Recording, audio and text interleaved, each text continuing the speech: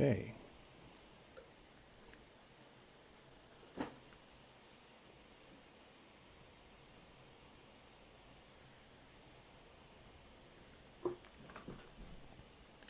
Just checking that we're live on YouTube.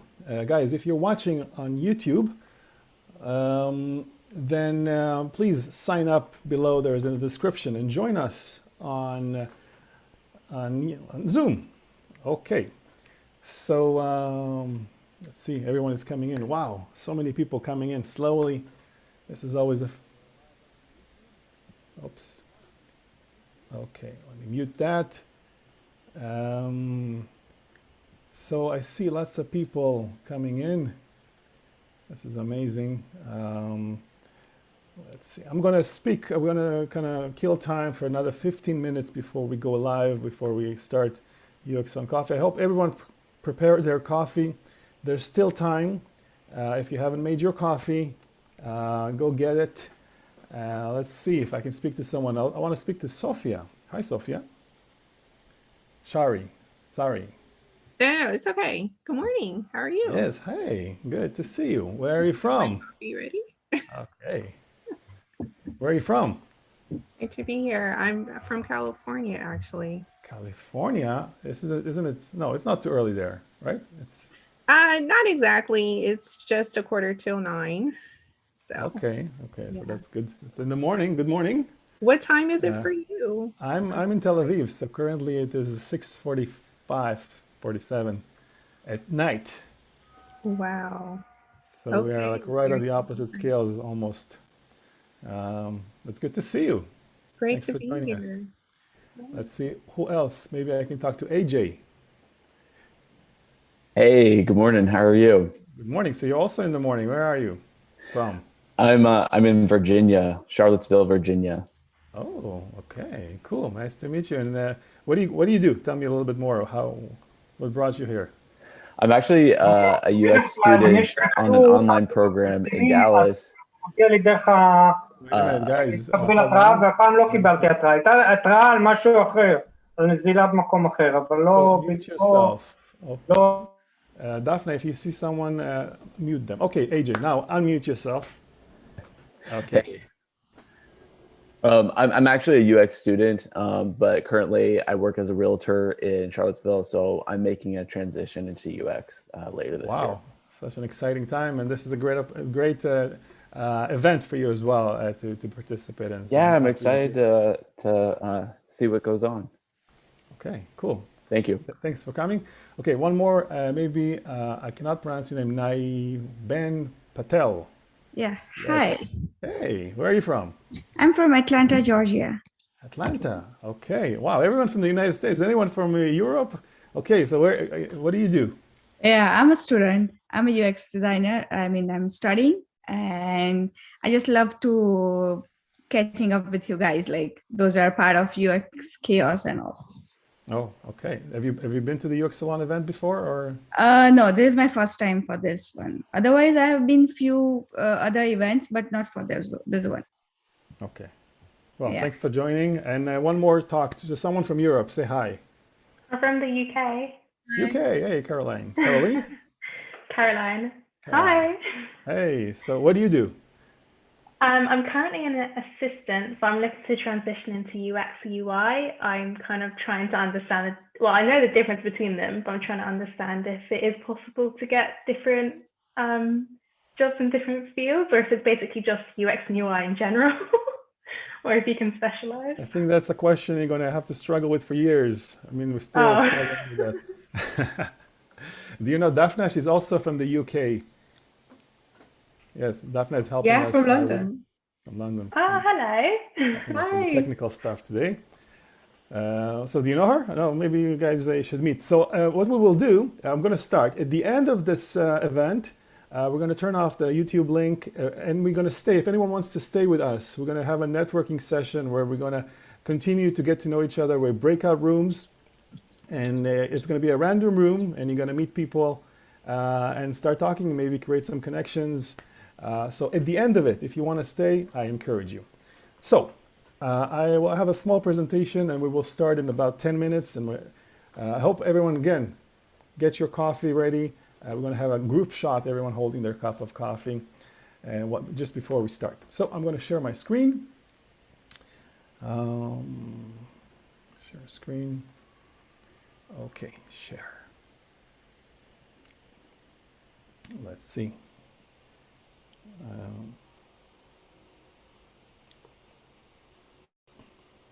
Wait a minute, I'm just... okay. You guys see? Say something. You see the screen? Yep. Okay. Yes. All right, so welcome to UX on Coffee. It's an event where we're all going to have coffee and have a casual conversation. And tonight with Aarron Walter, the amazing Aarron Walter. I'm going to say to you hello in a minute. Okay, so if you are joining in, please say hello, introduce yourself in the chats. Tell us where you're from. I want to see a stream of people saying hello and interacting and engaging with each other. There is, if you all remember this event, these types of events where we all get together and gather in one room. Oh, I miss those times. But unfortunately, it's online. So I wanted to talk to you a little bit about the offline versus the online. It used to be that we used to dress up nicely, get in the car, drive to the venue, walk in, get to know friends, network, and then sit down and watch a presentation. And of course, at the end of it, we would ask questions. And I think that the power of these live events is that actually, we can engage as the event goes along, as we continue. So if you have a question, if you see something that piques your interest, if someone is asking a question, please interact in the chat, continue chatting and getting to know each other that way. I think that's a great benefit of the online events where we can actually talk to each other during the event, not necessarily wait at the end. And of course, the power of a live event, different from being watching it later on YouTube, is that the crowd, we can interact with people, because it's always an excuse. Let's watch it later, on YouTube, and then we don't really do that. We don't make the time for it. So this is the time to turn off all distractions, focus on in the next hour, and engage with us. So that's that. I want to tell you that in the coming few weeks from now, we're going to have a practical UX research workshop with Amanda Stockwell. It's going to be a 3-day event. And Daphne, please paste the links in the chat so you can see more about that. I'll just play the video.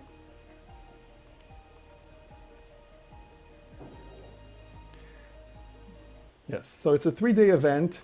It's a 3-day event where you're going to learn practical UX research.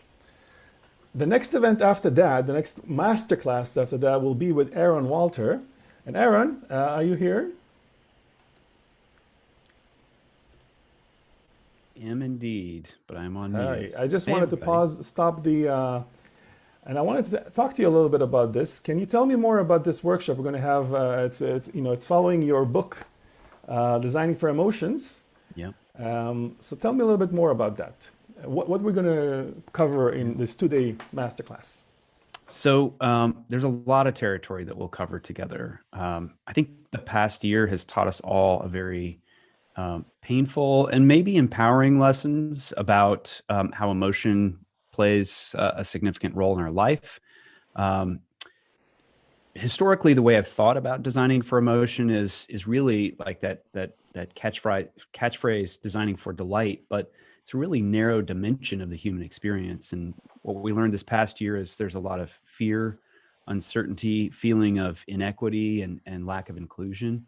It turns out that there are a lot of principles of psychology and principles of design that we can employ to design experiences that include a lot of people and create really compelling experiences for everybody.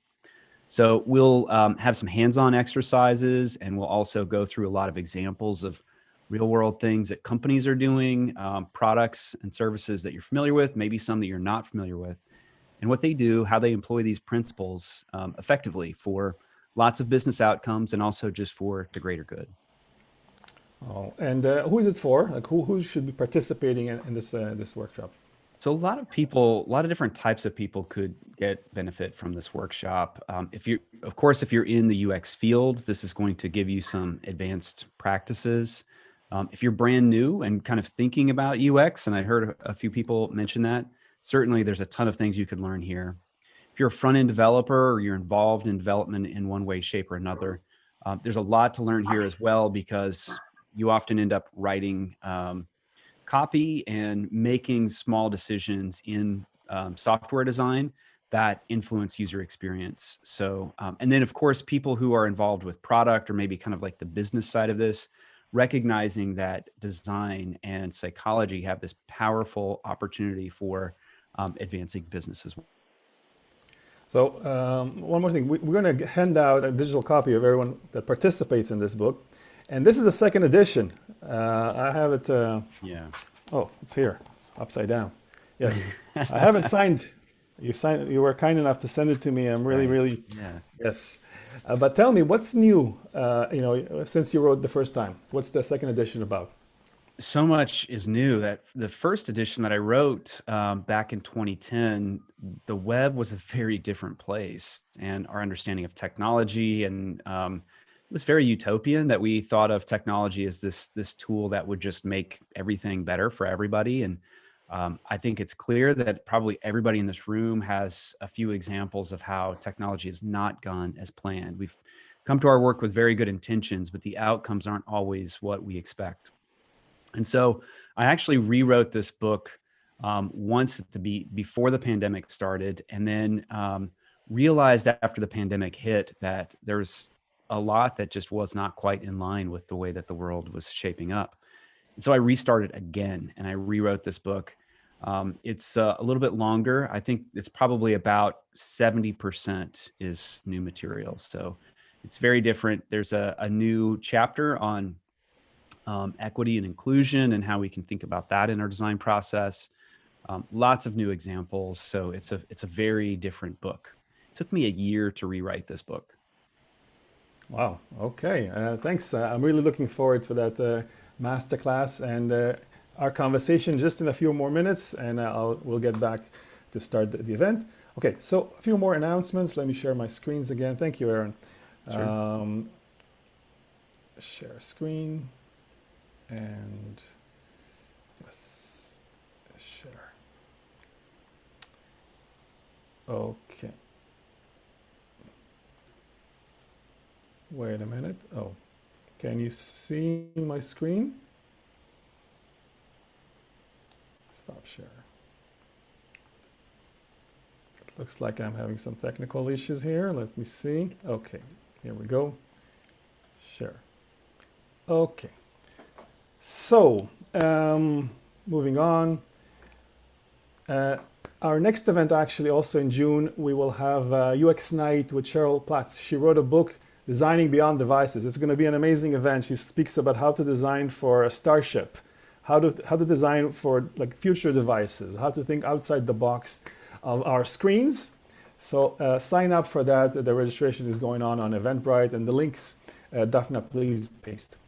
After that, we're going to have in September Form Design Masterclass with Vitaly Friedman. I have not yet published that, but this is going to be coming up next. Thinking about forms. There's a lot to learn here. There is a UX Wear if you're interested in fashion, UX fashion. You can go to our website. If you're not following on Instagram, please do. Look for UX Salon on Instagram. I continuously share about interesting things from the UX world, fun things from the UX world. Also, you get to learn about the events and get to hear all kinds of interesting things. So please follow UX on Instagram or on LinkedIn. We want to push a lot of content on LinkedIn, professional content, and we want to engage with you. So if you're on LinkedIn, please look for it. The hashtag is UX Salon, or tonight's also UX on Coffee. Please take a photo of your screen and post it on Instagram or on LinkedIn and hashtag these hashtags. I want to see how it looks from your side. And of course, I'll reshare on Instagram. If you have an interesting talk, please get back to me. I'd like to hear from you and perhaps bring you to the stage in the future. And now I want to introduce our two co-hosts, Joanna and Robert. If in 30 seconds each, please introduce yourself. Tell us who you're from, where you're from, and what do you do? I'm gonna go first. Hi, everyone. Oh, okay, Joanna. Yes.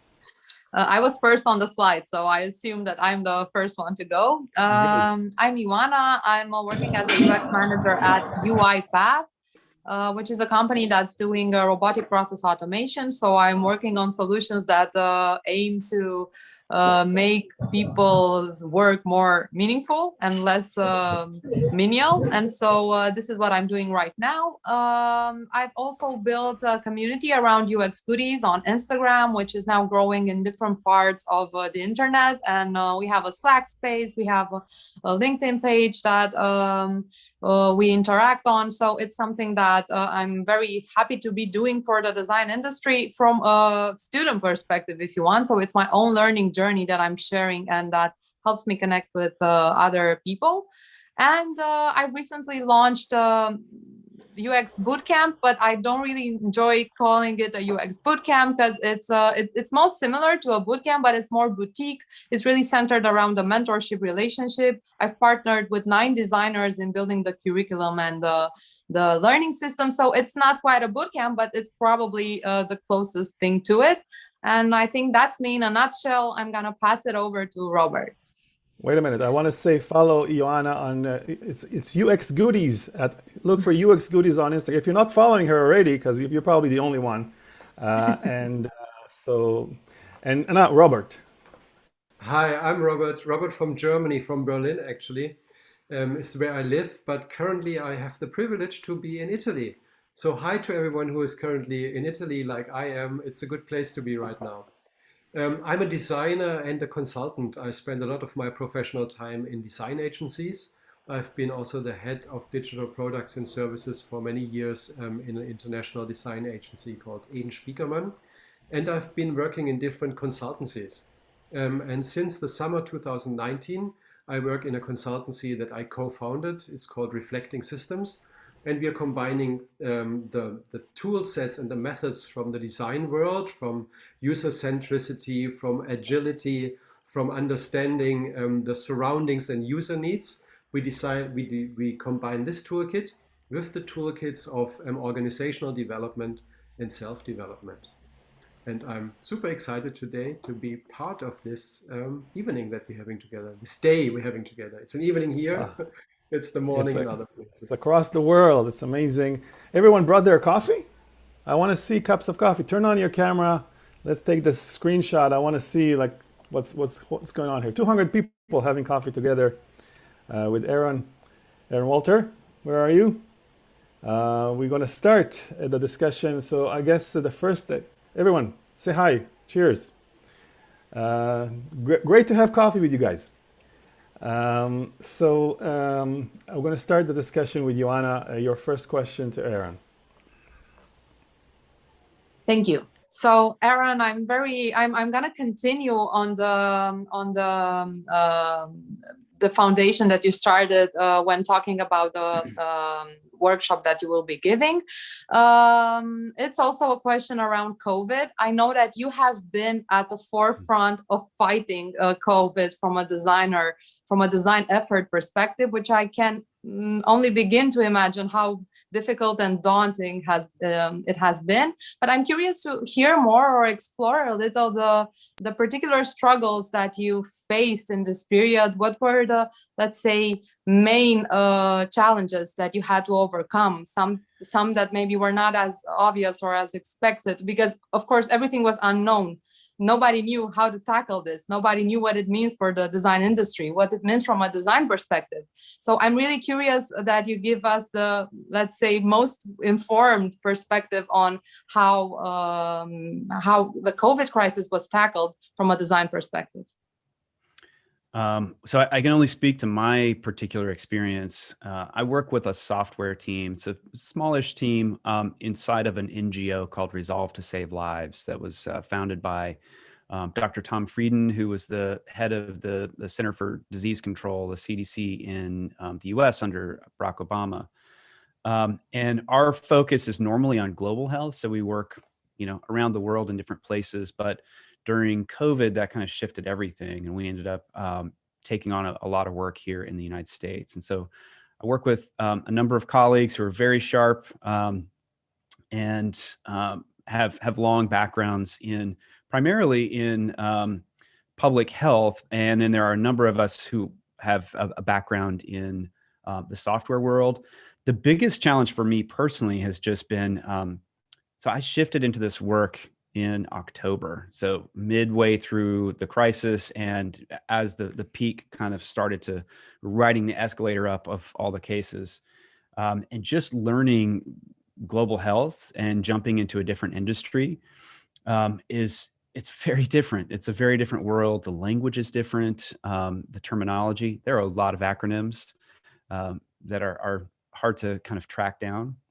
So that was challenging. In terms of like design and some of the things that we worked on and are working on, there's a lot of information design and data display. So information design has been a big focus for us. So I've been working closely with Jason Santa Maria on a dashboard for the Africa CDC that tracks COVID and various data points for the entire continent and then for each country. And being able to think about really, it's just like fundamentals of information design. It's not particularly innovative, but it's just returning to the core foundation. So revisiting Edward Tufte and Brian Suda and maybe a few others that we've researched as well.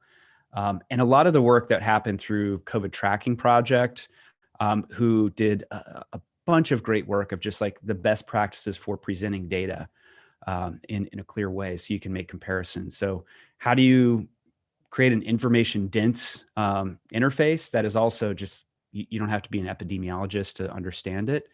So there's principles of like extras on demand where you could chart something. And if you want to know what happened at a particular time, here's when school openings happened, or here's the PHSM, which is a public health and social measure that's like, there's a mask mandate that went into effect. So you could mark that on the chart to say, here's when the mask mandate began, and then you could start to see the data shift. And you start to get a hint at correlation and potential causality of some trend shifts. So we focus a lot on that. We've also learned a lot about human behavior and designing software in a crisis, expecting people to just, pick that up and start using it. Turns out it's a lot harder than expected. I think anyone here who has worked on software, that it is difficult to shift people's behaviors, that they kind of have a well-worn path and they use that product in a certain way. And to shift their behavior to adopt something new, like there's whole marketing and sales teams that do that. And we built a contact tracing app that is really great and very powerful, but also quite simple to use. And in the United States, we found it was really difficult to get people to adopt it simply because there was little tolerance for risk, like to take on something new, train new people. What if this doesn't do what we wanted, or it doesn't work as we expected? And, behavior change in a crisis is very, very challenging. So that's another thing I learned about just humans and the design process. That was a school of hard knocks.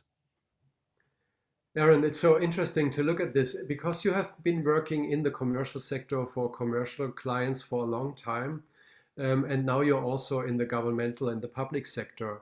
So you've been working for Goldman Sachs, Wells Fargo, State Farm, Home Depot, and now it's the White House, the US Department of State. If you compare these two worlds, what do you think they can learn from each other? Because they are so different, I imagine. I think the big thing that I notice, particularly right now in global health, and I also see this because we chat with a lot of folks in governmental organizations as well to try to learn from them, is that in the technology industry, there's a lot of aspirational views of what technology will do for us. if only we have a little more machine learning, a little AI, that we can bring this advanced technology in and it will revolutionize and kind of change everything and make it better. And in reality, a lot of the less exciting, kind of more mundane technologies and approaches are way more effective in most use cases. And it's probably 90% of use cases. And in the case of like global health, it's probably about 99.9% of use cases. So I also think that one thing I've learned from global health is recognizing how essential partnerships are. Instead of thinking of, I'm a designer, I'm a developer, I'm from the software world, and I have this figured out. Let me show you how to make this, this process or this experience better. Let me show you how to solve this problem. It's a very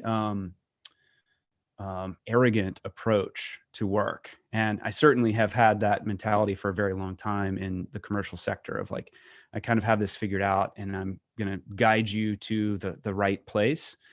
And in global health, really, you can't really do anything effectively if you don't build partnership. And we have this philosophy of accompaniment at Resolve to Save Lives, which is that we will accompany a government, a ministry of health, a jurisdiction in their quest to solve a problem. And we kind of lay out like, here are some things that could help, but which would fit your needs best? So they're really in the driver's seat and we act in service to their needs. It's a very different approach than what I see in the typical technology company. And I think there's something that we could learn from that. I think this is really, if I am to focus on the point that you mentioned on collaboration and maybe treating people as co-creators, not necessarily that the design comes in and says, this is what we need to do because we know better. I'm sorry. My next question is, does it have to do with the maturity of the design education in general? My second question to you was around this field. I know that you've been the VP of Design Education at Envision, so you have probably a deep understanding of the state of the industry right now, in terms of how education is done and probably where it's heading.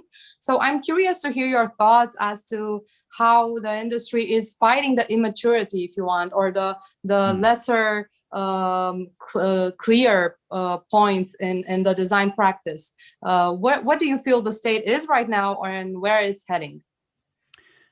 So the work that I was doing with my colleagues at Envision over the past 4 years was really interesting. And I think it was interesting work, but I think the timing of the work made it even more interesting because when I started, I think it was around 2016, my team, our job was to kind of study design teams and companies and see where they succeed and where they fail and essentially extract the best practices. We often use this metaphor. We wanted to be the Robin Hood of design, to steal from the design rich and give to the design poor.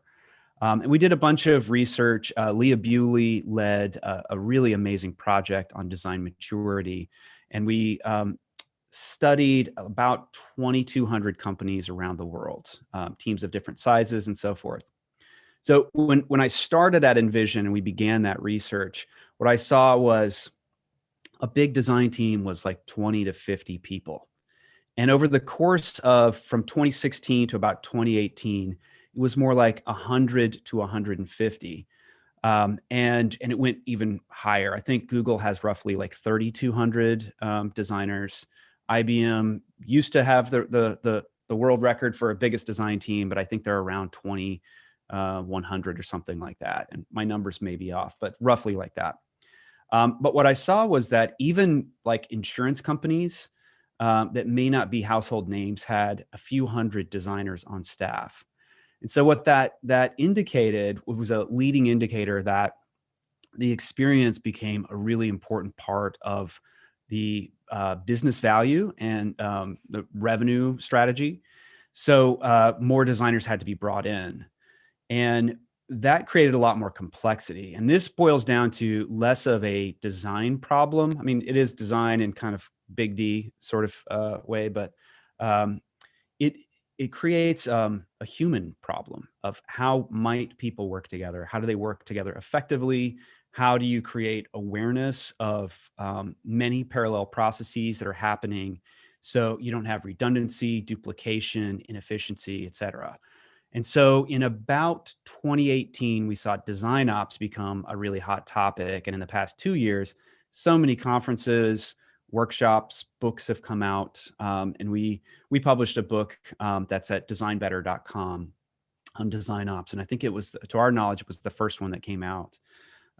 And design ops became such a big deal because it's essentially when you have a team at scale, you need a lot of coordination and you need to reduce the pitfalls of like, how do we onboard people? How do we make sure they have all the things they need?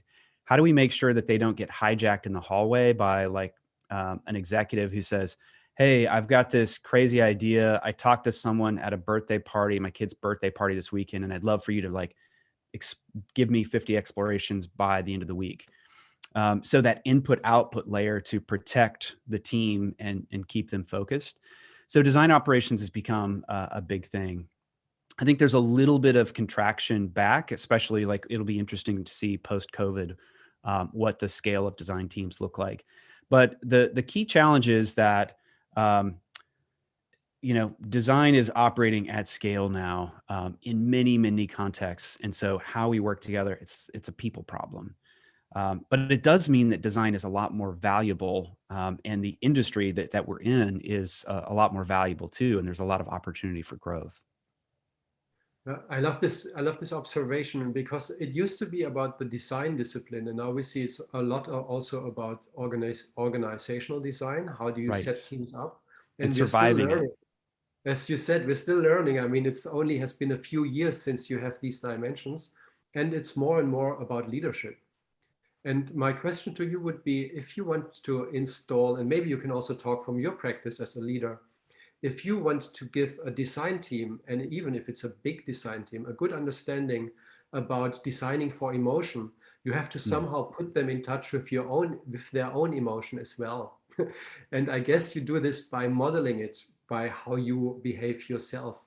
What is your experience with bringing this connection to the own emotion into a design team? It's an interesting question. So as I think about some of the teams that I've been in, and the ones where I felt most comfortable, like there was opportunity for growth and connection, and I also like the camaraderie, which is really important for like sticking with a company, sticking with the teams, feeling like you're part of that organization and that cause. There's friendship that's present, and that sounds a little squishy and maybe cheesy, but that, and I really noticed it with remote work. So the work that I was doing at Envision was always remote. And then this past year, everybody was remote, and there was something really interesting that happened, that our personal lives and our professional lives could not be tidily tucked away in separate compartments because they were physically happening in the same space. So for instance, in March, my son sat right there with a laptop doing math and struggling, and I was struggling to work and also help him at the same time. And I was very stressed out, and he was as well. And we both felt like we were failing at what we were trying to do. My colleagues would see my kids a lot, and those conversations would come up about what's happening in personal life. Because I'd been remote for about 5 years, I was already kind of accustomed to seeing my colleagues' pets, their kids come in. I've had my kids walk in their underwear sometimes in meetings. We all have our BBC moment, the kids running in the background. And that kind of shifts things, where it forces us into a personal relationship with our colleagues. I can think of roles I've had where I worked for years and years with colleagues, and I knew them very well professionally, but I didn't know their kids' names. I didn't know how many kids they had. their spouse. I didn't know what their house was like what was their neighborhood. I didn't really have any personal information about them, though we've been working in person for so long. And I think that often people romanticize the idea of in-person work. Like, this is where collaboration happens and we'll get to know each other. And don't get me wrong, there's a lot of great things about that. And you can work through some challenges very quickly because of that. But there's something to be said about work and personal life happening in the same space, because it creates a sense of honesty and vulnerability to what we're doing. So in a leadership context, and this doesn't come naturally to me. I've had to develop this. I grew up in the Midwest, and my parents are visiting me right now. They're outside. It's the first time I'd seen them in over a year. They got vaccinated. I got vaccinated, and so that was cool. It doesn't come naturally for me to be particularly personable in the Midwest. It's sort of like, hey, how are you? And we don't really go into squishy emotions. But I try to do that. I try to check in with every one of my direct reports on a regular basis about, what's going on in their lives, what they're interested in, like what work is interesting and meaningful. And then I also, make some effort to try to learn like what's happening this weekend, what's going on in your life. Give me some clue that I can follow up on and, get to know you as a human being. So I find that to be very valuable. Just to have that connection with people. I think that I really resonated with your story because on a personal level, which I didn't really bring anything personal into my job up to this year, like this is a common change that we all had to face. I also had a baby this year, so things got really intense for me because the baby is often like earlier crying, and it's really hard to. We don't have a big house where I can hide in a corner. And so things are really much overlapping, and it's a bit of a challenge, but I'm trying to embrace it, as everyone is also trying to do. What else are you going to do? You got no choice. Yeah, exactly. Then. And the question I have actually around this topic is, do you think that the companies who fail to accelerate changing their mindset, their approach to how the ways we work should be? I mean, the pandemic is accelerating this change. It's accelerating remote work, working probably in a hybrid system, partly from home, but then some days in the offices. You've had a lot of consulting in your career. Do you feel that companies, especially big companies, are able to pivot so fast into new ways of understanding their relationships with their employees and their struggles the employees have? What is your feeling in the market right now? Are they aware of the challenges that we're all facing right now? Oh, they're aware. They're very aware. Yeah. There's a reckoning that is on the horizon. So there are a lot of people who I know, and then there's a lot of folks that I've just sort of heard stories about who were in Silicon Valley, in the Bay Area, in a technology company, and the pandemic hit. Maybe they had kids and they needed to be closer to family to get some support. Maybe they needed to get out of the city for safety reasons, but they moved because they could. And they've been in a different location for a year where cost of living was less expensive, quality of life might be better, commutes were non-existent. And those companies are about to flip the switch back and say, actually, we need you here in the office because we've spent, $500 million on this amazing campus or whatever we've built. Frank Gehry designed the Facebook campus, and there's the incredible Apple campus. And I don't think Apple's going to fully embrace remote, though I do think it's interesting that they came out with computers that were very much like focused. They were selling the new iMac based on the remote life that we live. So I think that there's this reckoning, and there's also another piece of the reckoning, which is so many of you, and I'll bet this statement resonates with you, have in the past year wondered, what the hell am I doing with my life? Like, is this the right thing I should be doing? Am I doing work that's like meaningful? I've only got so many days on this planet, and maybe I should be doing meaningful work, whatever that means for you. Or maybe like this crap I've been putting up with, like, this is untenable, or, I just need something that better aligns with my values or what I need for my life and my lifestyle. And so there's a reckoning of people who are priming for switching jobs. They're about to switch, and some might be very extreme shifts altogether, like exit the industry or just kind of rethinking life altogether. So that will it's already been happening. A lot of people have switched jobs. I switched jobs during the pandemic, but it will be even bigger this year. And there's a lot of jobs that are opening up because the economies are opening up as more people get vaccinated. We're still not there yet, so urge everyone to be cautious and mask and so forth. But yeah, so I think there's going to be a big reckoning that people will leave and rethink what life means and how they want to live that. I agree. That also might be something positive that we can take out of I think so. Global pandemic, of this incredible VUCA event that has shaken the whole world, and it still does. I want to ask you, Melissa wrote in the chat that she heard oftentimes, leave your emotions at the door, as a sort of a question for her to be professional. Yeah. And I think we all have come across this, that it is considered to be professional if you're not really a person, but you only bring a very tiny aspect of your whole personality to the room. Only the very analytical, extrovert, male, direct version of yourself, which is only a tiny bit. What do you think organizations and teams can gain if we bring more of our full spectrum as humans, as you already said, and if we bring that to the team? Yeah, that's a great question. I think that it is not realistic to say, deny this fundamental truth about your humanity, and please come give me everything else that you have.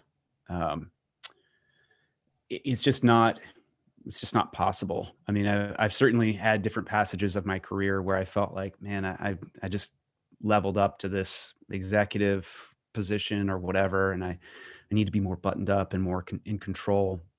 And it's just really hard to do. I do think that there is, I noticed that there are some people who kind of rise in their career because they've got like a temperate approach to the work, where they sort of, it's not that they're denying emotion, they're just sort of taking in the information and considering that before they speak, like say something definitively, make a decision, et cetera. So I think that that is a good habit. And I don't see that as in conflict with, bringing your full self to work. I think the value that companies can have in recognizing the emotions of their employees is that their employees can be more aware of and speak to and support their customers, because customers certainly are making buying decisions with emotion. In fact, emotion is like one of the primary drivers for purchasing. We do make a lot of buying decisions based on functionality. I won't deny that. But there are so many things, like emotion becomes this tipping point. And sometimes not even a tipping point. You hear people just say like, I want that. And they want that not because it's super logical, but because they are just drawn to it. And the things that we buy and we use change the way we feel. And when things change the way we feel, it fundamentally changes the human experience. And that's creating value, real value. And we'll talk about that in the workshop, by the way. We dig into that. But I think that creates tremendous value for a company when they have that attunement to culture, to other humans, because business creates value by creating something of value for their customer base.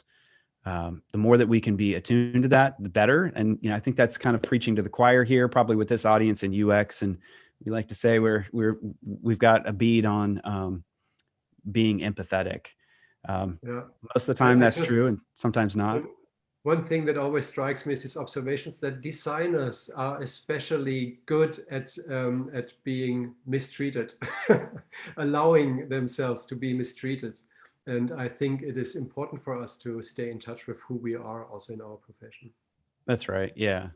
Engineering is very, seen as kind of eminently logical, and design is emotion, and therefore very mercurial, and there's little truth to that if it moves around so much. But there's a lot of just like core principles of psychology in what we do, and that is certainly truth for our whole species.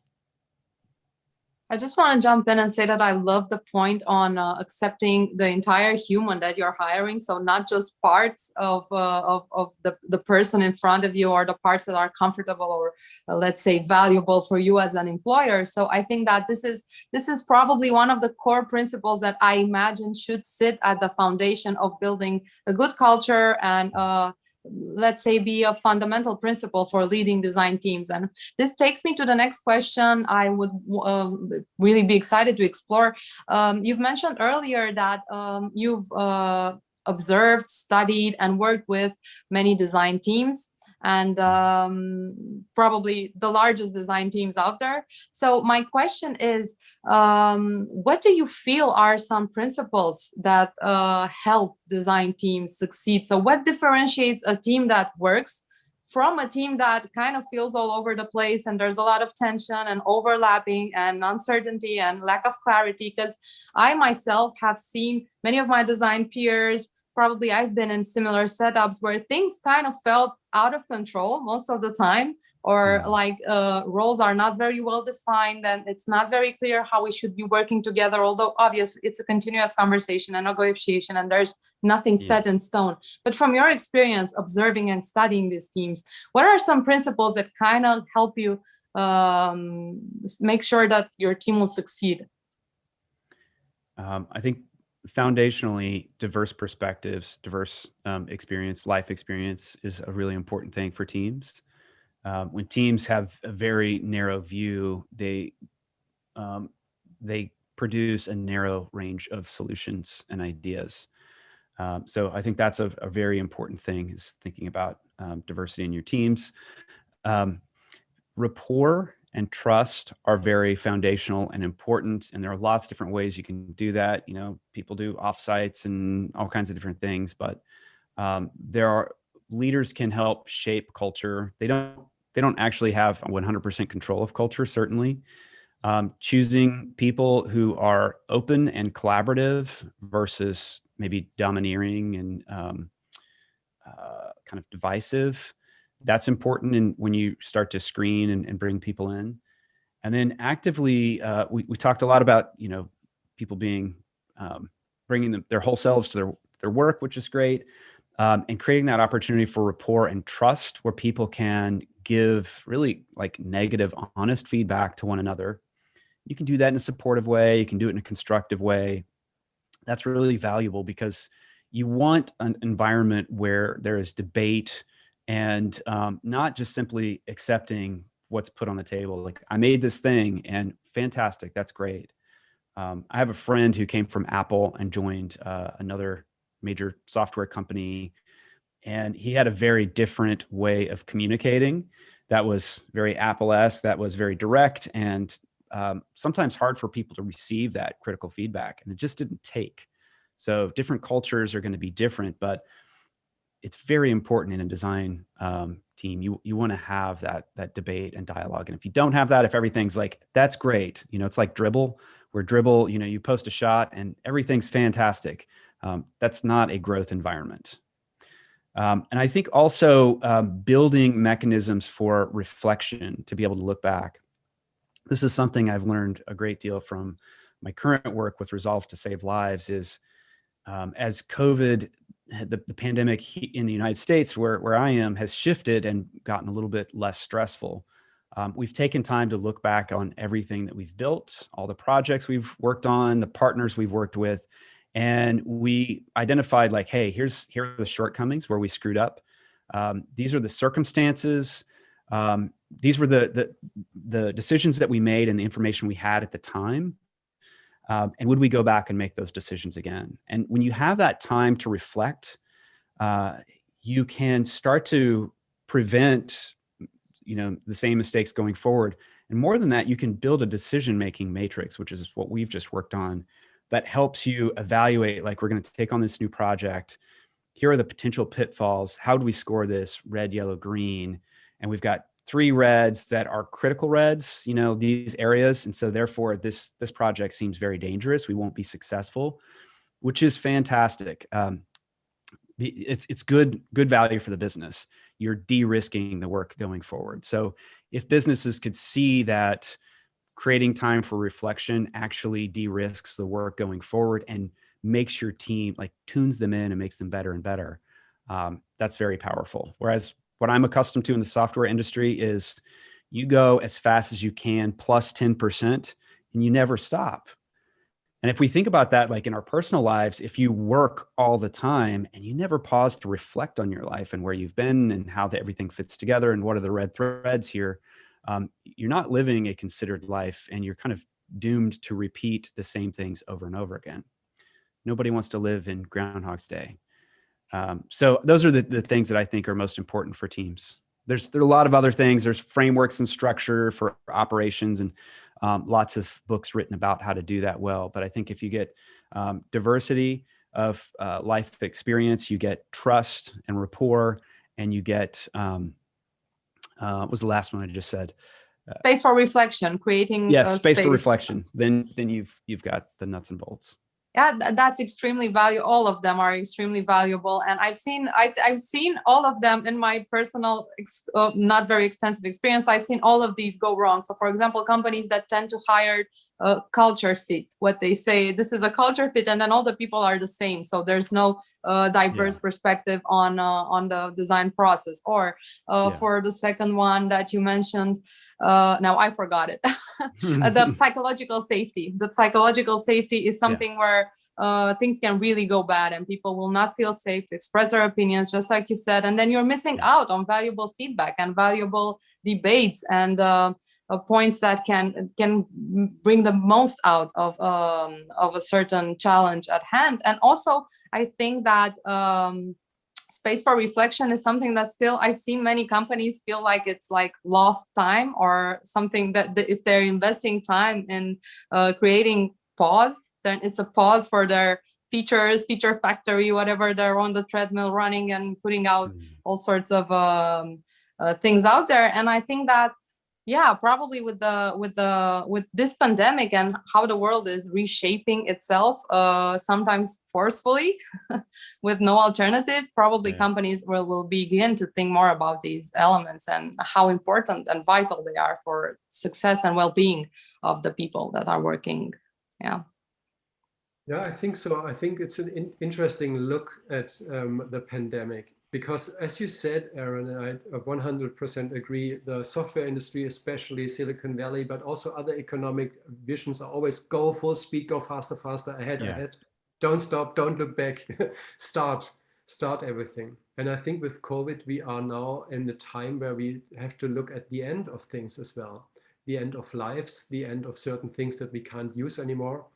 And I think from a design perspective, it's so interesting to look at the end, because we're always looking at the start, at the beginning, the first phase, the acquisition, the retention, getting people into our service, but we don't design for the end, for the offboarding, for the stop of it. And currently we have been discussing this amongst friends a lot, designing for the end. What is your take on that? So just clarifying, when you say designing for the end, like when someone leaves your service or a team member leaves the company?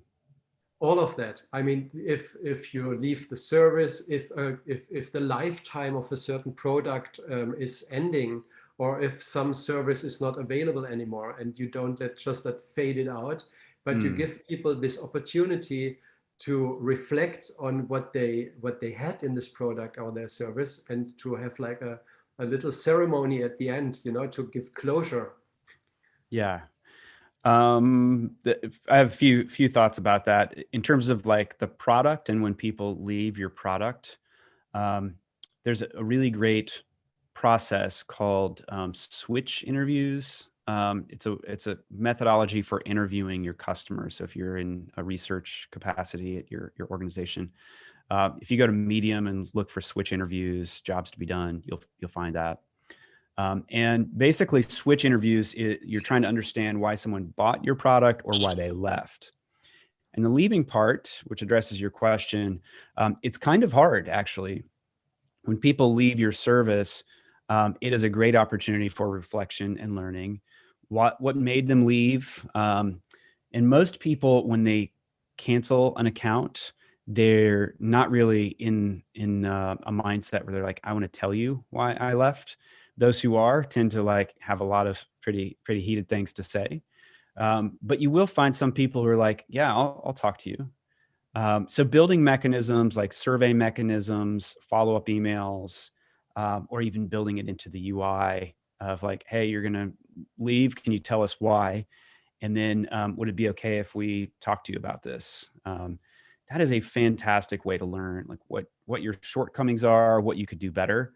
And it's something that when I was at MailChimp, we did, and we learned a lot. And it told us like what was going on with our competitors and things that we should actually care about. If you pay attention to your competitors' marketing, you might think like, oh my God, we've got to go build this feature. Most of the time, people aren't going for that particular new feature. It's some other like foundational thing of like, I had a little bit of friction over here. There's no friction over there. So I'll go to that. So that's a great process to build. And then in terms of like people leaving teams, I think that there is opportunity for some ceremony and closure. This is one of the shortcomings with remote, is that one day you go to Slack someone and like it doesn't autocomplete. You can't find them because they left the company, and there's no way to know that. So it's easy for someone to duck out the side door in a remote organization versus if you're in person, you might catch up with someone or see like they're emptying their desk and say, hey, I noticed this, what's going on? And then there's a conversation and, oh, I'll miss you, let's stay in touch, et cetera. That is a sense of closure that you get from that.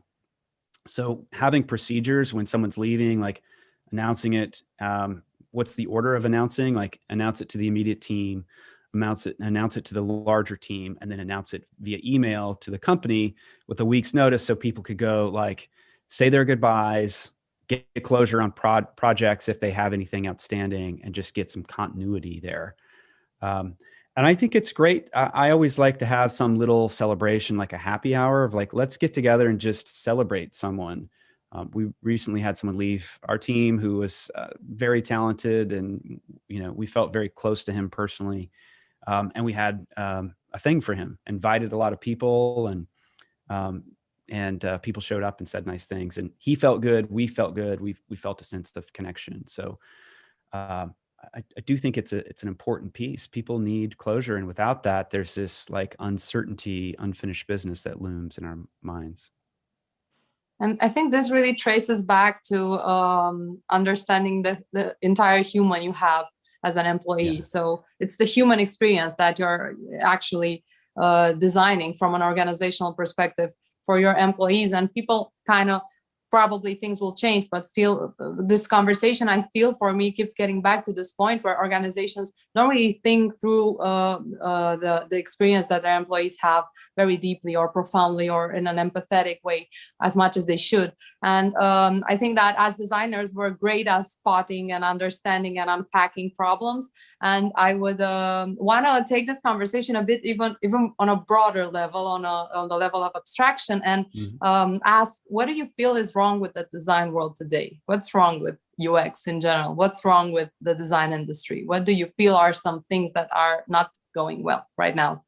Maybe too many processes, too many buzzwords. What do you feel are we struggling enough. with? Snacks aren't good enough. I'm not the first to say this. In fact, many of you may have heard this before, but I think the notion that UX design, that we understand empathy, and we kind of, this is the flag we like to fly. We direct that towards customers, and I think that we do pretty well at that. Maybe better than some teams. I think there's more to be done. There's often like this habit of designing in a vacuum of like, I'll design over here and then go take it to the customer. So designing with the customer is, co-creation. It can be a very powerful thing. Not in all situations, but many of the contexts that we're in. And also bringing customers in early on once you have some prototypes and watching them use things. That's kind of old hat. That's advice that's been around for some time. I think the big thing to bring us back to the earlier conversation is now that design teams are larger and we have to interface with others, that idea of empathy that we have for customers really has to be directed towards colleagues.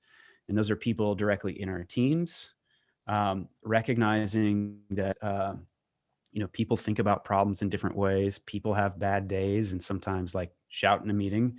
I've had that happen and feel like, gosh, was it me? And no, there's just like a thing going on over here, and we can move past that and have a conversation later on.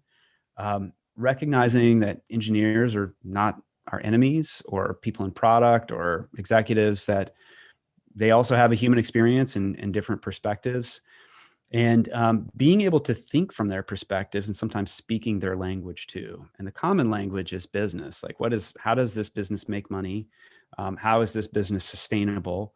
And how does that group think about it, or that group? And how might I think from their perspective of what's most important to them and what do they need? If any of you have been in a long-term relationship, you probably know that this is like how you stay in that relationship is thinking from their perspective of like, oh, their throat must be scratchy. I'm going to go make them a cup of tea. Not saying you have to do that at work with your colleagues, but thinking from their perspective of what is it that they value the most. Sometimes you can just go ask that question directly. What's most important to you? What are the metrics that you're tracking? What do you care about the most? And then think, how does what I do maybe help them with what they're doing? Can I do something that helps them advance what they're tracking and reporting in on? Can I make that person look good? This is another great lesson. Sometimes it's a very hard one you might have it in your head, but following it is difficult, is give other people the credit. Let the other person be the hero of the meeting or of the project, and sit in the background and let them feel that sense of belonging, because that is very powerful. They see it, they feel it, they recognize it. Your colleagues see it and feel it. Even if you give the credit to someone else, people are going to recognize like, yeah, I know they were involved. I know they're sitting in the back seat and letting this person be out front. It's very powerful. It's a way to influence, like have influence in an organization without force. And it's a way to do it in a very empathetic, supportive, approach. So those are some things to think about. So I think that this means that designers, in order to better themselves, and probably, let's say, many designers, when they're at the point mid-senior, probably in their career, kind of feel confused as to what would be next for me. And maybe next would be becoming better at business, and then ultimately better as a human. So these are the two things that you can continuously improve regardless of the stage you're in your career. So always learning new fields. So expanding on understanding, I don't know, product management, or understanding some business as much as possible, but also becoming a better human. Yeah. If you feel right now kind of stuck in your position, maybe you've leveled out, like I've been doing this thing for a while and I wish I could advance to like the next level. I want to learn to be a manager, or I want to be at an executive level at some point. You have to learn to speak the language of business and think about the business world. If you go to designbetter.com, Ryan Rumsey's book, Business Thinking for Designers, it's free. There's an audio version of it too. That will get you started. And then developing emotional intelligence. That is really, if you can do those two things, that's how you move further in your career. In fact, I have seen a few folks whose careers just like rocket fuel, just move forward so quickly. That's what they did. One person I spoke with, he said, I don't think of myself as a design leader. I think of myself as a business leader. He's always thinking about, what is this business trying to do? How does my team's effort fit into that and support that? And the guy continues to move up. He was like an individual contributor, then a kind of like leading a small team, ultimately up to like a director level. And then he left that organization and became a VP. And he did that within 3.5 years. That's how I he think did it. this is a fabulous insight, because it kind of goes not necessarily against, but it complements the view that designers should focus on the user. Designers should fight with the business for the benefit of the user, when in fact, that's not how things should be in the real world. I mean, yes, we should start with the user. We should put users at the core of our process. That's table stakes, though. Yeah. Yeah. So yeah, I think this is a very valuable insight for everybody who feels stuck or kind of lost as to what their next step in their career could be. Learn business. I want to pause for a second. We have another 15, 20 minutes to go. Aarron, we have the time, right? Sure. Yeah. Yeah. I want to encourage people to ask questions and come online. If you raise your hand, we'll include you in the conversation. We also created a Google Doc. If you want to paste, a Google Sheet. If you want to paste, if you're looking to hire someone, I see that it's going in the chat. Paste that you're looking to hire over there and place your LinkedIn there. But okay, continue, Aarron, Robert, if you want to continue from there. And please raise, Aman has a question. Raise their hand. I hope I'm saying your name. I have a question. I've been trying to get clients on like a freelancer and in this LinkedIn, but I've been not able to get clients. So how will I get clients of my... How to get clients? Can you hear me? Yep, I can hear you. Yep. Yeah, so I've been looking for clients. So how will I able to do that? That's a big question. There are lots of ways that you might go about that. If you are brand new to the space, essentially, let's think from a client's perspective. What would make them want to work with you? First of all, does Aman have good craft? Does he have good skill bringing something to the table? How might you communicate that? You would probably have to have some evidence. So presenting evidence of your skill and craftsmanship and professionalism. And that would be a good portfolio, a portfolio of examples, maybe of different types of challenges that you've worked on, maybe different types of industries that you've worked in. And you might even be targeted. So instead of saying like, I'll take any client, but maybe you've got some expertise or awareness of a particular industry and you say, you know what, I'm going to try to just get more clients in this industry. And I'm going to build a portfolio that just shows that. So that could be, that's an essential step one. I am a writer, but I don't show my stuffs as much as I think I should. I write. So that I am a new, I am a new person. So I don't know what to do because. And you're a writer? Yeah. Okay.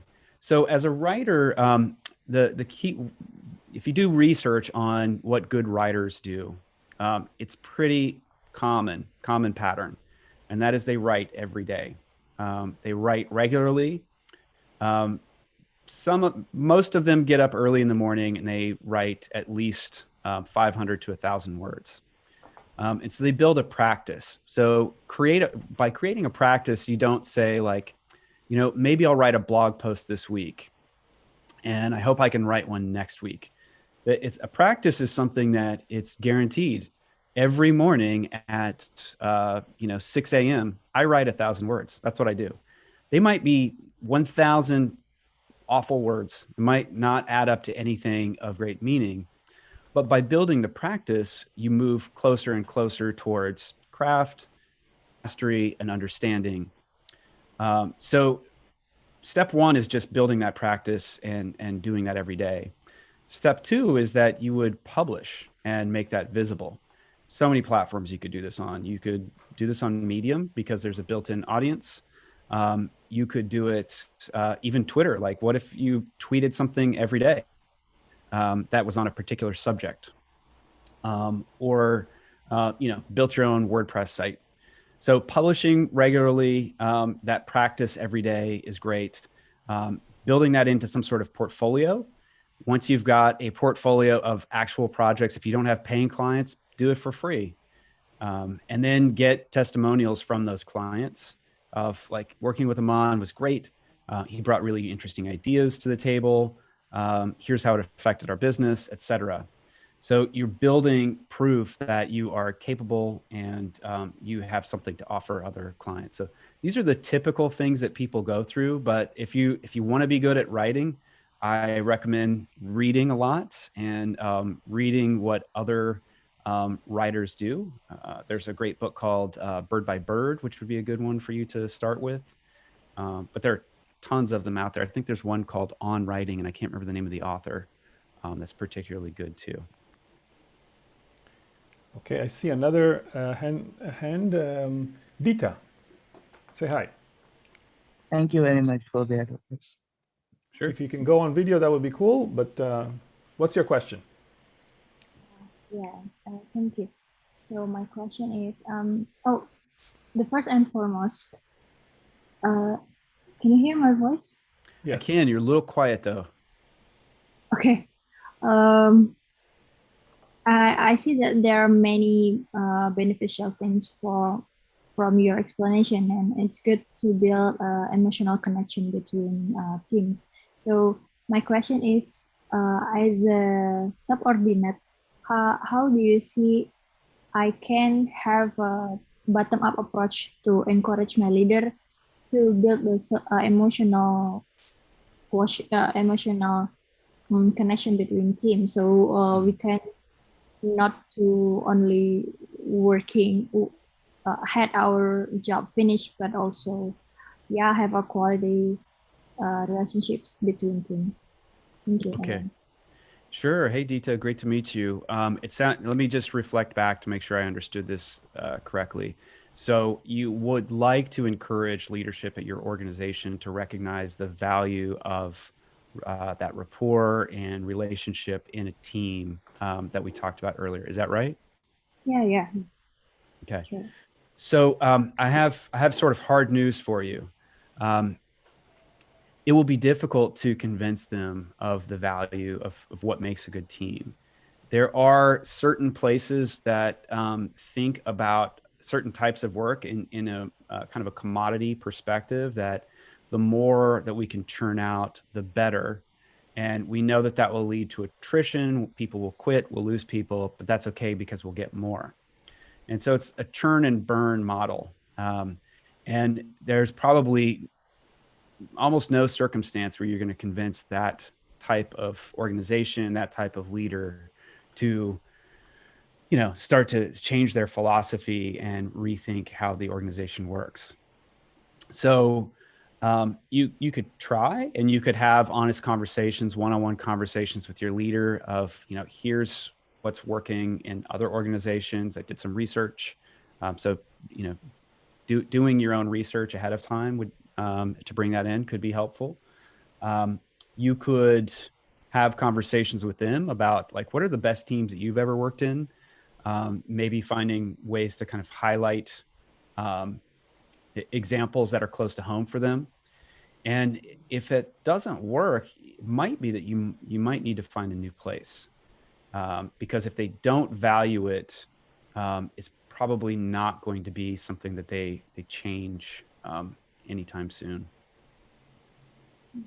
That might not be the answer that you're hoping to hear. Being reflective is interesting. Yeah. Okay. Thank you, Aarron. Sure. Okay, Anastasia, you're up. Hi, thanks. I'm Anastasia. I have a question actually about customer centricity. To be honest, it's a little bit hard for me to phrase it. I would like to first explain the situation and then kind of bring the question. Sure. So you said for designer, maturity is very important to be close to the customer, testing a lot and stuff like that. And I absolutely agree with that, but it's very hard to do it right. And so what I observed in my organization, that we do a lot of user testing, but it leads to that point where we listen too closely, and it leads to some sort of faster horses instead of actually really designing what people need.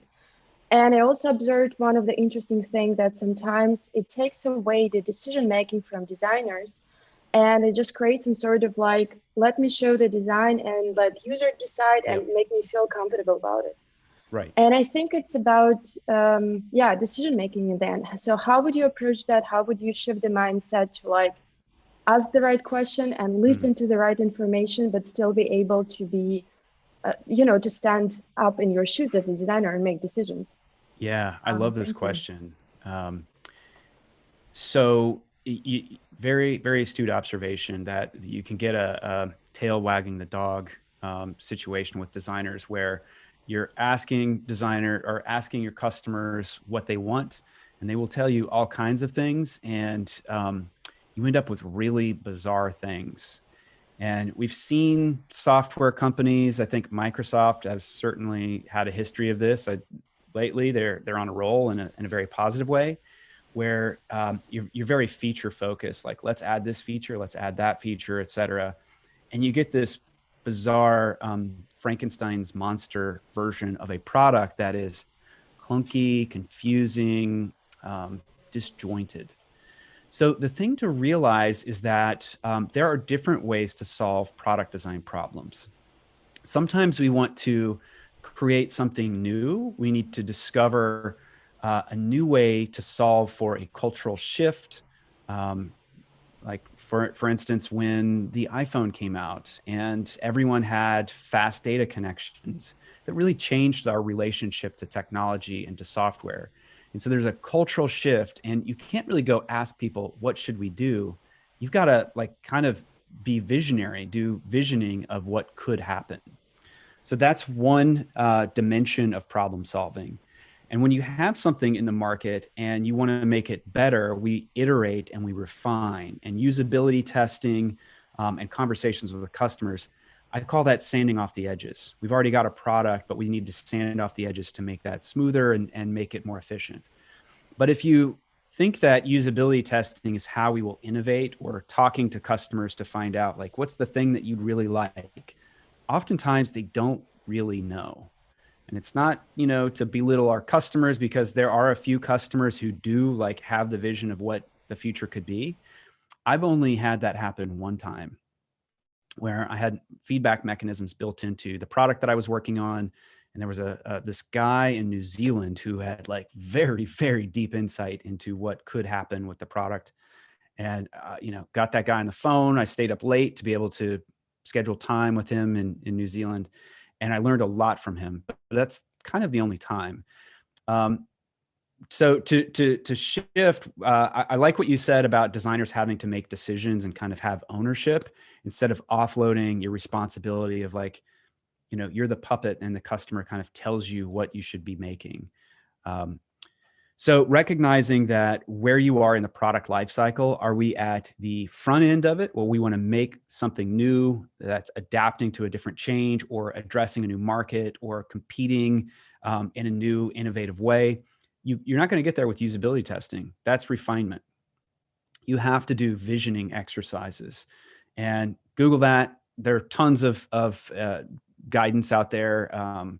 You can study, Pixar and many other organizations who have done that very well. And there are ways to kind of dial that in. That's essentially what design sprints are doing. Design sprints are, they're not something you want to use all the time.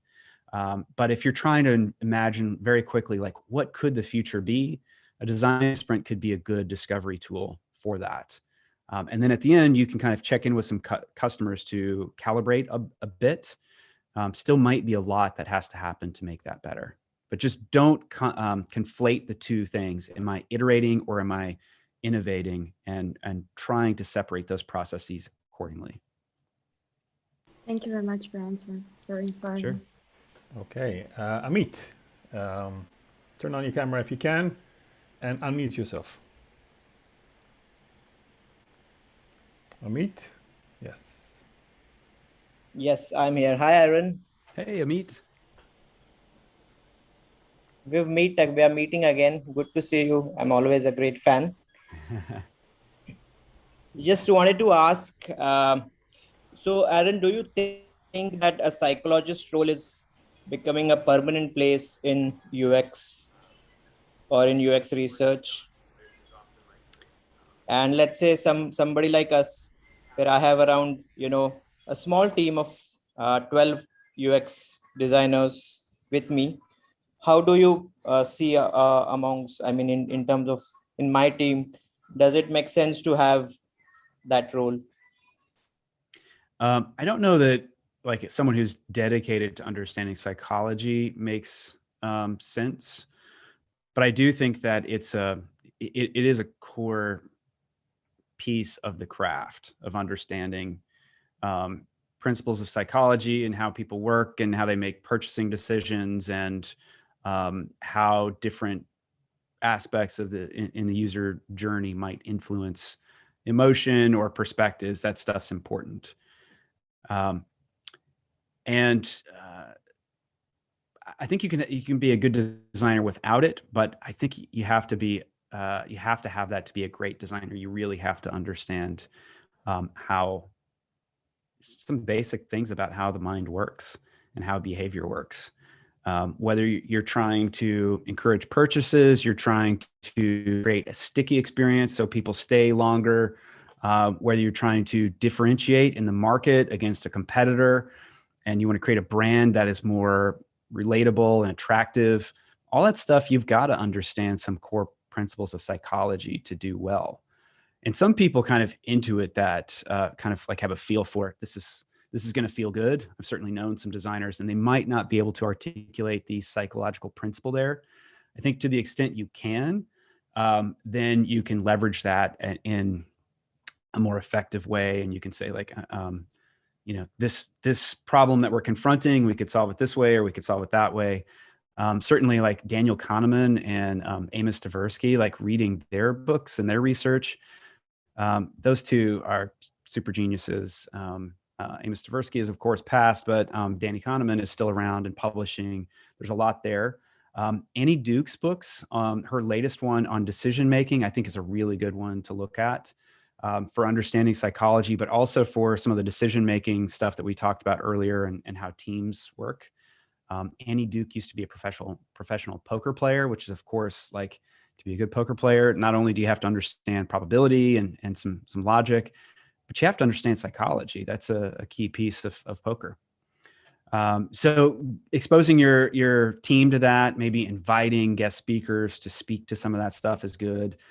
Book clubs are something I see happening a lot in the pandemic where, like let's all read the Annie Duke decision-making book and, come together and talk about how that relates to our work. That's a good thing to do.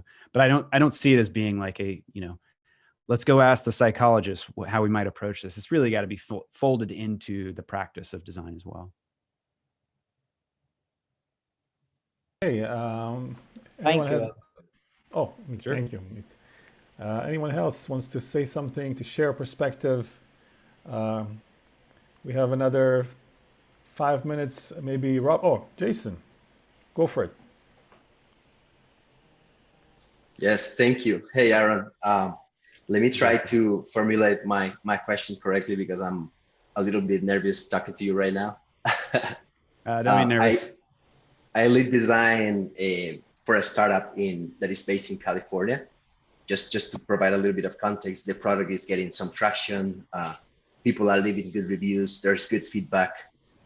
At the same time, we've never done any like user testing formally prior implementation or prior releases, right? So there's high stake of risk in what we're doing. And there's this constant emotional challenge of, should we be doing user testing even though like the validation is coming? How do we manage that? How from your experience have you managed those challenges of where's the risk, where's the validation coming from, and where's the let go of the right process to be followed in order to get that validation? Yeah.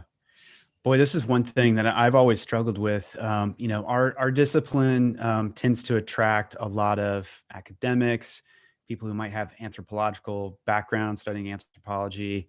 And there's a lot of like this, what's the right way to do it? And online, you'll see a lot of debate of like, well, you're not doing it right. And people get a little persnickety about, oh, you didn't have the right study size or, you know, whatever it is, you're not following the right methodology.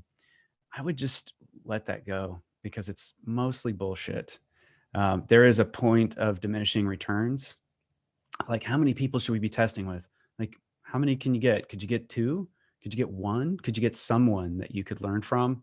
That's good. And just don't let perfection be the enemy of good. If you could get somebody on the phone once a week, you could probably do that. And it probably wouldn't really crush your calendar. You could figure that out on a regular basis. Or could you do like even like usertesting.com or use some other tools to learn a bit more? Do what you can and don't feel like you have to be super perfect about it. That's probably going to help you learn about your product and how to improve, and that'll be great. And your colleagues and your team will start to see that and feel a sense of momentum that we're moving forwards. And that'll probably lead to some additional work that happens. And you kind of slowly build a practice. It's called a UX practice. It's not called a UX perfect. We don't have to come to it with perfection, and we can't. We honestly can't come to it with perfection. It's a practice that we try. That is what a practice is all about, is trying as much as we can. And the more you try, the better your tries will become. So let go of that piece. And if you can do some testing through Zoom, you can do screen sharing and watch people use your work. There are tools where you can kind of embed some tracking in your site to kind of see people use the product. You could do switch interviews. You could do just customer interviews with people. You could do surveys. Pick the thing that is lightest. Like, what's the thing I could do today? And it doesn't have to be the best thing. It just has to be a thing. And then continue to try. And that's good. And that's good enough. Cool. Thanks for that. Appreciate it. Sure. Wow, Aarron, that was good. I like that answer. Let's see if there's more people are liking it as well in the chat. David, okay, go for it. Hey, Aarron. Hey, everyone. Hey. Well, my question it's about leadership in the design field, like how to become like a head of design, or what are the steps that you will follow in order to switch from a UX designer, kind of a practical thing, or more into it, and become just a leader. And how would you do it in terms of the path that you will follow to be there?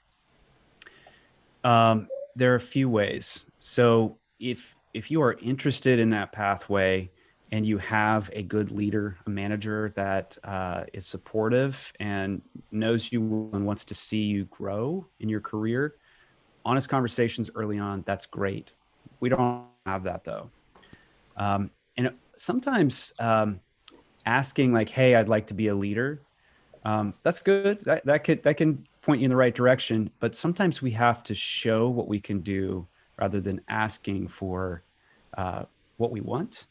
And oftentimes when I've seen people grow in their career very quickly or operate in a leadership capacity, they are doing more than is asked of them. And I don't mean like everybody else works 40 hours and you work 60 hours, though sometimes that might be necessary. And there are passages in our life. I know when I was younger and I had more energy and I didn't have kids, and a spouse wondering where I was, I burned the midnight oil. I really worked as hard as I could to grow as quickly as I could. So there is that. But could you step up and when someone says, okay, well, what are we going to do now? What's the follow-up? You could say, I'm happy to call the meeting or run this meeting or organize this event or get the engineers together to get their feedback. So recognizing like, how could I create value? How could I be of service here? Keeping that service mentality open, which by the way, it's not only good for growing your career, it's also the surest way to find happiness is in bringing happiness to others. There's been lots of research on that topic. So you're showing rather than asking for advancement. I think also, just to revisit my previous recommendation, understanding how the business works, asking people good questions about like, wait, how do we make money? And like, how long do our customers stay around, and how many customers do we need to acquire in the next quarter for us to, be on a sustainable trajectory? Being able to talk about your work that way, not going into meetings and saying like, yeah, I chose this particular font because XYZ, like chances are, except your design colleagues, nobody cares. Speak to it in business terms, and you need to recognize that so you can make good decisions for the business, but it's also going to show people that, all right, this person's providing value, and they're going to help us get where we want to go. And you do that for a while, and you put in your dues, and people are going to recognize that, here is somebody worth advancing. We want to definitely cultivate this career. There's something that I've heard lots of leaders say, which is, top talent deserve a career path.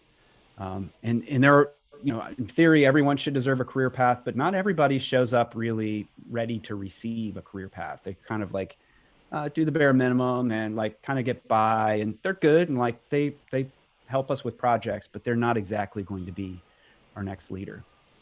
Okay. So also getting that emotional intelligence, and that's something that we can cultivate. I'm a big fan of meditation. I find that very valuable in my life. Everybody's probably heard of Headspace at this point. I've got another one for you. It's called Waking Up, Sam Harris. I love that one. That's really great. So these are things you can do. Again, think of it as a practice, but stepping into the breach where no one else will, that's probably going to get you further faster. Thank you. Thank you, Aarron. Okay, thank you, David. Actually, Aarron, I have a question. I'm writing an article right now, and since you mentioned Waking Up, it's featured in my article. Basically, when you sign up for that app, Sam Harris tells you if you can't afford the app, ask to get it for free. Yeah. And I thought this is such a great, it's a noble practice in business. And I started thinking about it and tried to see if there is a middle ground between making profits and great experiences. Is there a higher ground where we can actually benefit mankind? Can we? So there's plenty of examples of this. For example, Samsung is including in their apps, in their new phones, an app that once you charge your phone, you donate your screen time. Basically, you get an ad, and all the revenues from those ads go to charity. So I think it's like a little bit of a higher ground to design. What's your take on this? Is it possible to not just think about just the business when we're thinking about creating great experiences? Absolutely. And I think that now more than ever, and I would assume it's only going to continue, consumers are very awake and aware of the impact of their decisions, their purchasing decisions. And we tend to buy things, like if there are two things side by side and one has some connection to the greater good, and you have some capacity to be able to like fudge your budget to be able to afford that. Lots of people these days are making that choice. I think there's also another piece of psychology present in your question, which is, what is this worth to me? What's the value of this? With the Waking Up app, I probably could have just written an email and said, hey, Sam, I'd like a free version of this. It's a little pricey, what you're asking. And he probably would have granted me a free use of the product according to what he says. His principles, he would, because he wants lots of people to have access, and that makes sense. But to me, I thought, well, I've been using it for a while and it's valuable. I'm going to pay the money for it. There are other examples out there. If you remember Radiohead, when they came out with, which album was it? Someone will post this in the chat. It was Pay What You Can. Wasn't Kid A, Amnesiac maybe? Pay What You Can, which is crazy for a major band like that to release an album. Like, it takes a lot of time and energy to release an album, and it generates a ton of revenue.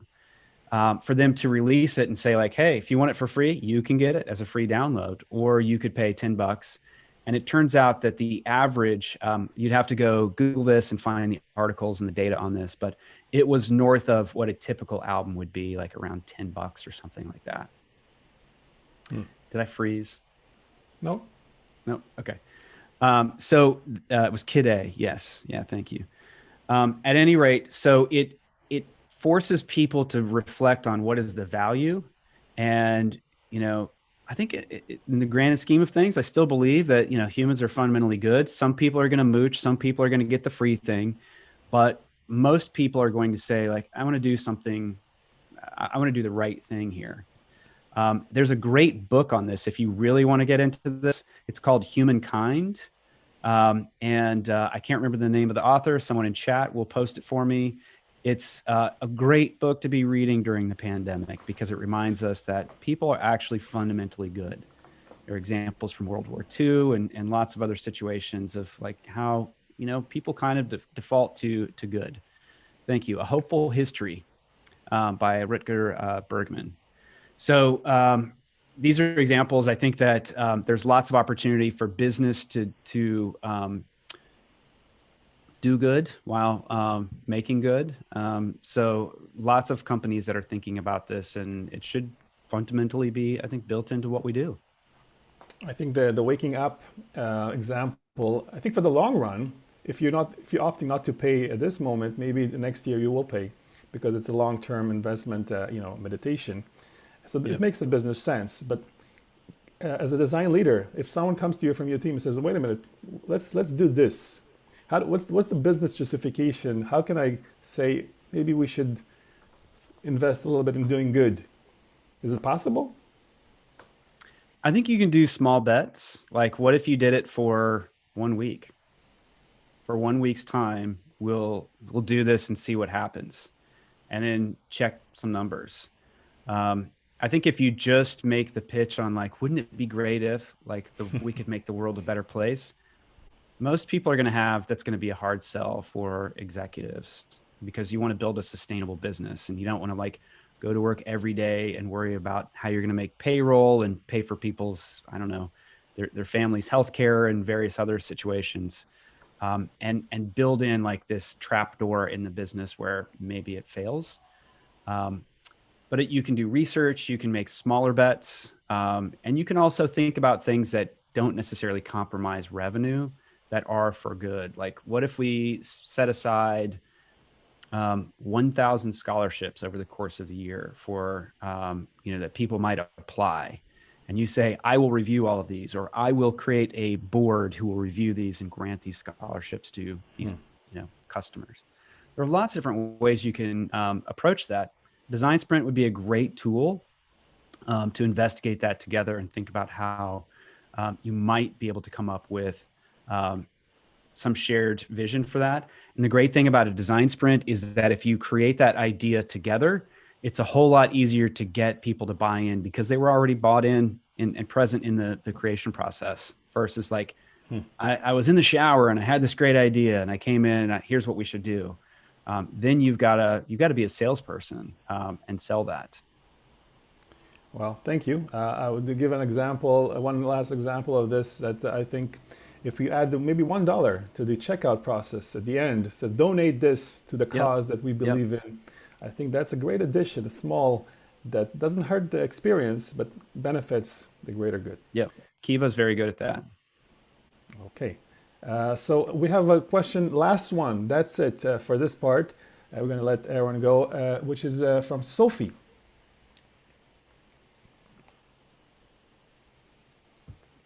Hello, Aarron. Sophia. Hey, Sophie. Hi. I actually had a question. I happen to be recently gaining some exposure into population health at my work environment. So I'm actually interested in the influence of your role as a UX designer and I guess the effectiveness that you see in that sector with your role. So design in public health. Right. You're working with public health in that environment, in that space right now, from what I believe. So I was just wondering, what's that experience like for you in the UX world? So first of all, there's a lot of opportunity for UX work in this field. poke around. If you go to, there's a Google group,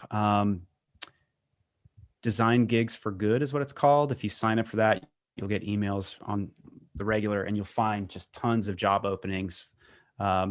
Not all of them are public health, but you will inevitably see some public health jobs float through. So lots of opportunity, and thank you. This chat is, you guys are on fire. It's very helpful. There's a lot of opportunity to really help, because so much global health, public health software is just awful. It's just terrible.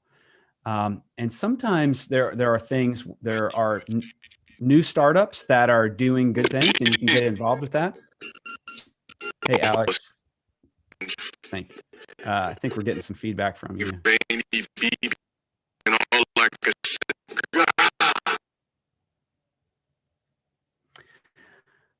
There are a lot of terrible products out there that need UX help. There are startups who are doing new things in innovative ways.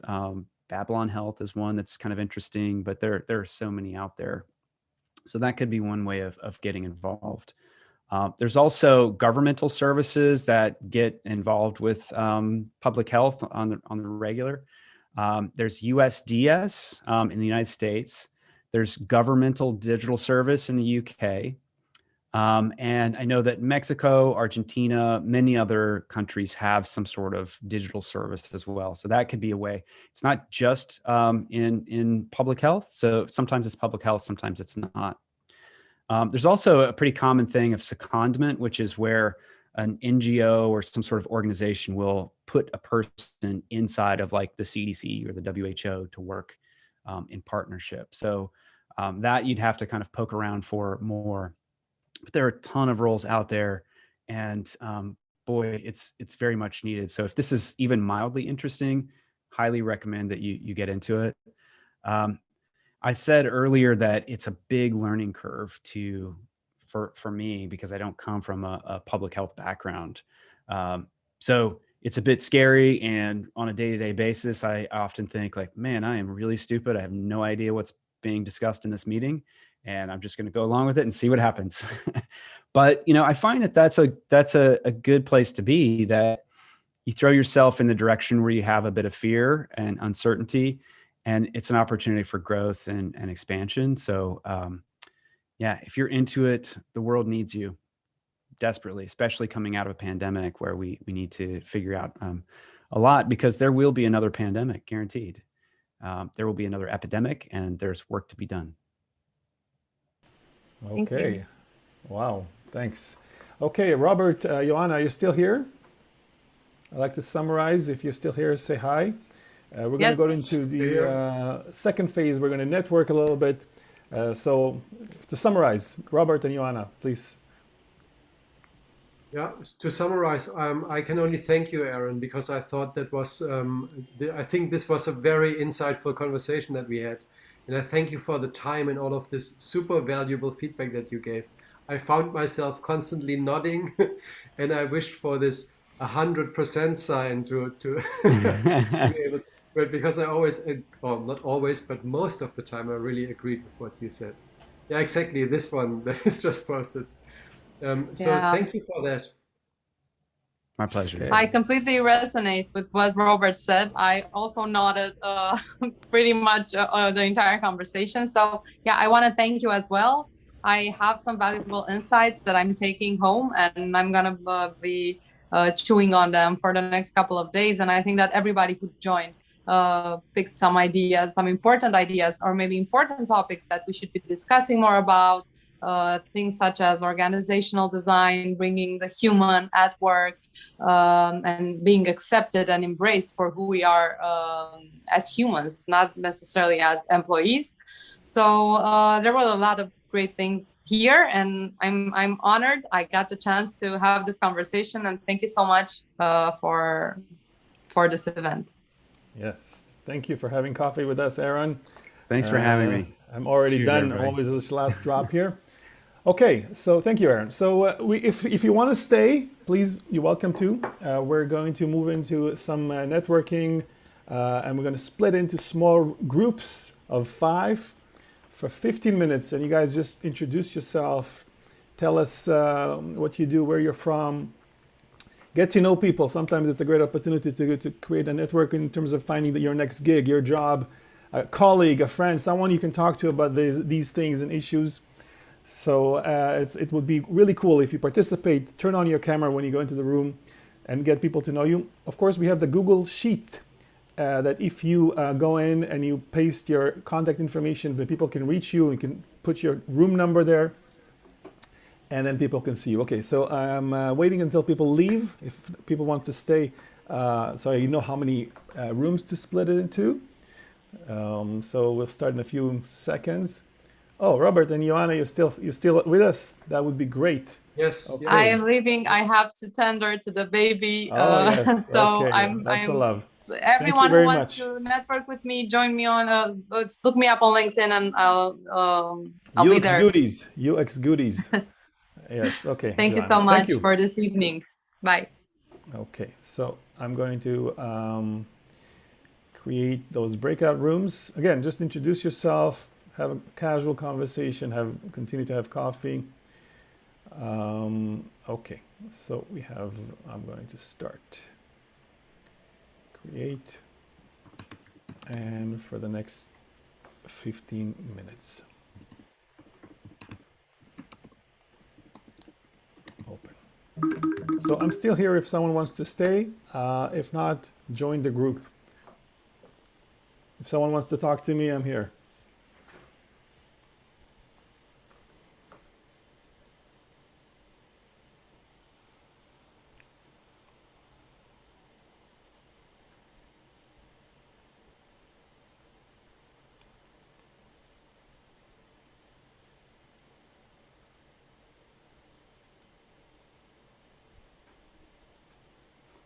And I'm going to say bye to everyone watching us on YouTube. Subscribe. Press that subscribe button so you can see more videos like this in the future. Bye.